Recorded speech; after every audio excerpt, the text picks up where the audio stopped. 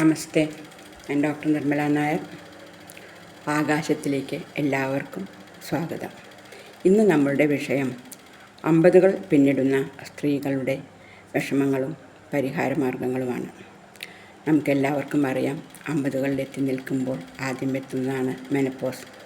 അതിൻ്റെ പ്രശ്നങ്ങളും നമ്മുടെ സ്ത്രീ ശരീരത്തിലെ ഈസ്ട്രജൻ കുറയുകയും അതിനനുസരിച്ച് നമ്മളിൽ നിന്ന് സ്ത്രൈണത പിൻവാങ്ങുകയുമാണ് ചെയ്യുന്നത്. അതിൻ്റെ ഫലമായി മുഖം മങ്ങും, ചർമ്മം വരളും, ഉറക്കക്കുറവുണ്ടാവും, ആകെ ഹോട്ട് ഫ്ലഷ്, നമുക്ക് ശരീരത്തിൽ മുഴുവൻ ചൂട് അനുഭവപ്പെടും, പിന്നെ ദേഷ്യം വരാം. ഇങ്ങനെയൊക്കെയുള്ള പ്രശ്നങ്ങൾ ആ സമയത്ത് അനുഭവപ്പെടാം. പിന്നെ കണ്ണാടി നോക്കിയാൽ തലയിൽ ചിലപ്പോൾ വെള്ളിരേഖകൾ പ്രത്യക്ഷപ്പെട്ടിട്ടുണ്ടാവാം, കണ്ണുകൾക്ക് താഴെ കറുത്ത വലയം ഉണ്ടാവാം. ഇതെല്ലാം കാണുമ്പോൾ നമ്മൾ ആകെ സങ്കടത്തിലാകും. അയ്യോ, വയസ്സായി പോയല്ലോ, ഞാൻ ജീവിച്ചില്ലല്ലോ, എപ്പോഴും തിരക്ക് പിടിച്ചൊരു ജീവിതമായിരുന്നല്ലോ കുടുംബത്തിനും കുട്ടികൾക്കും ഒക്കെ വേണ്ടിയിട്ട്.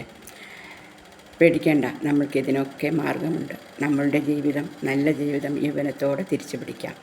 ഈ കണ്ണാടിയിലെ രൂപം നമ്മളോട് പറയുന്നത് നമ്മൾ ശ്രദ്ധിക്കേണ്ട സമയമായി. അതെ, നമുക്ക് വേണ്ടി അല്പസമയം നീക്കി വയ്ക്കണം.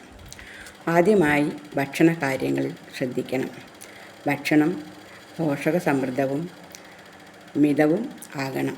ഭക്ഷണത്തിൽ ഇലക്കറികൾ, മുട്ട, പരിപ്പ് വർഗ്ഗങ്ങൾ, പയറ് ഇതെല്ലാം നിത്യാഹാരത്തിൽ ഉൾപ്പെടുത്തണം. അതുപോലെ വ്യായാമവും അത്യാവശ്യമാണ്. ഭക്ഷണകാര്യങ്ങളിൽ ഒരു കൃത്യത വന്നു കഴിഞ്ഞു വെച്ചാൽ തന്നെ നമ്മൾക്ക് കുറച്ചേറെ ക്ഷീണവും എല്ലാം മാറിക്കിട്ടും. വ്യായാമം നമ്മളുടെ ശരീരത്തിൻ്റെ ഫിറ്റ്നസ് വീണ്ടെടുക്കാനും അതുപോലെ ആരോഗ്യത്തിനും ആയുസ്സിനും വേണ്ടിയതാണ്. ദീർഘായുസ്സ് കിട്ടുവാൻ നമ്മൾ ഇപ്പം തന്നെ സ്ഥിരമായിട്ട് വ്യായാമം ചെയ്യണം. അത് ശരീരത്തിന് നല്ലൊരു ഉണർവും ആത്മവിശ്വാസവും നൽകും. അങ്ങനെ വ്യായാമം കഴിഞ്ഞാൽ പിന്നെ നമ്മൾ ശ്രദ്ധിക്കേണ്ടത് നമ്മുടെ ഭംഗിക്കാണ്. സൗന്ദര്യ സംരക്ഷണം, അത് സംരക്ഷിച്ച് നിർത്തിയാൽ തന്നെ കിട്ടുള്ളൂ. അപ്പോൾ അതിന് ചർമ്മ സൗന്ദര്യത്തിന് ഏറ്റവും നല്ലത് എണ്ണ തേച്ചുള്ള കുളിയാണ്. സോപ്പിന് പകരം പയറുപൊടിയോ കടലപ്പൊടിയോ ഒക്കെ ഉപയോഗിക്കുകയാണെങ്കിൽ കുറേ കൂടി നല്ലത്. നന്നായി വെള്ളം കുടിക്കാനും ശ്രദ്ധിക്കണം കേട്ടോ. അത് ചർമ്മത്തിന് അത്യാവശ്യമാണ്, ചർമ്മ സംരക്ഷണത്തിന്. അതുപോലെ വ്യായാമം കഴിഞ്ഞ് കഴിഞ്ഞിട്ടുണ്ടെങ്കിൽ നമ്മൾക്ക് പിന്നെ വേണ്ടതെന്ന് പറഞ്ഞാൽ മുഖസൗന്ദര്യമാണ്. മുഖസൗന്ദര്യത്തിനായിട്ട് കോസ്മെറ്റിക്സ് തേടി പോകണ്ട. കോസ്മെറ്റിക്സ് പലപ്പോഴും നമ്മളെ ആന്തരാവയവങ്ങളെ കേടുവരുത്തുന്നു എന്ന് പറയുന്നുണ്ടല്ലോ. പത്രവാർത്തകളൊക്കെ നിങ്ങൾ കേട്ടിട്ടുണ്ടാവും.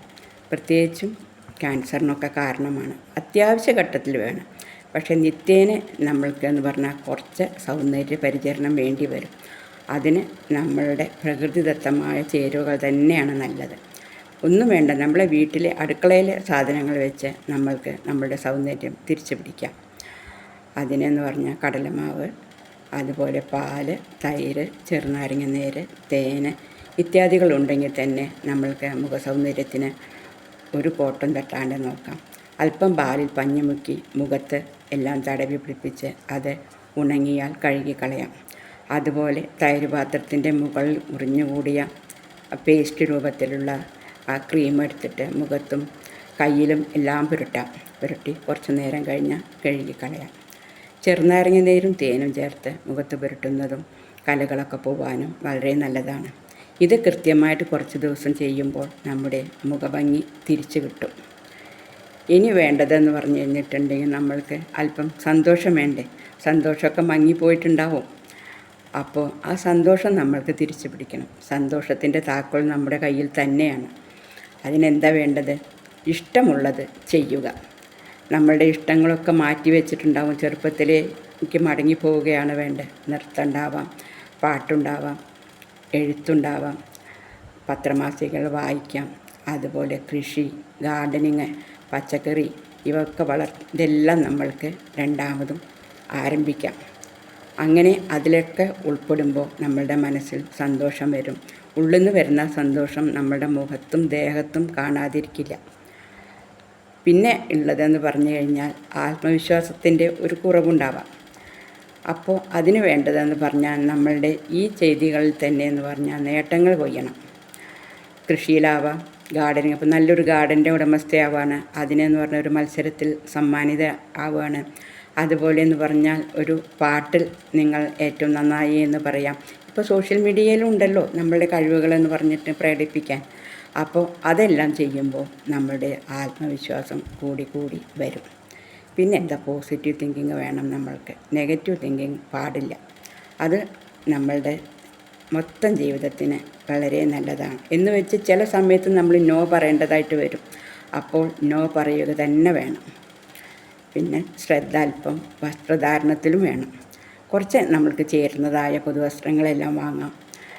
പഴയതൊക്കെ എന്ന് പറഞ്ഞാൽ ചാരിറ്റിക്കോ ആവശ്യമുള്ളവർക്കോ കൊടുക്കാം. ചെറുപ്പത്തിലെ വസ്ത്രമാവില്ല മധ്യവയസ്സിൽ.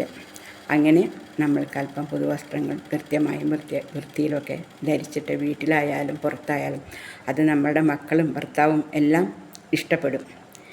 ഇങ്ങനെ നമ്മളുടെ സന്തോഷം, ആരോഗ്യം എല്ലാം തിരിച്ചു പിടിക്കുമ്പോൾ കണ്ണാടിയിലൊന്ന് പോയി നോക്കൂ.